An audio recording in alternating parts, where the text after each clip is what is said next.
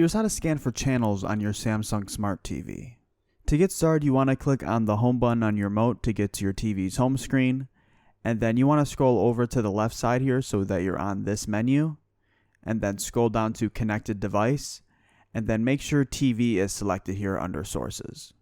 Next, you want to go ahead and click on your settings button on your remote, and then you want to scroll all the way over until you get to all settings.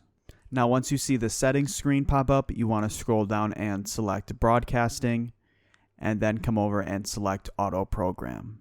Next, go ahead and select start. Next, your TV is going to ask you how you get your broadcast signal. If you have an antenna, you want to go ahead and select air. And if you have normal cable with like a cable box, you want to go ahead and select cable. Once you go ahead and select an option, your TV will start scanning for channels. You want to go ahead and give it a minute to complete the scan, but once it's done, it's going to show you how many channels that your TV found. Mine shows 0 because I personally don't have an antenna set up, but what you would do after this is just click on cancel, and then you can go ahead and start watching your new channels. So that's pretty much it. If this video ended up helping you, a like and subscribe would be greatly appreciated.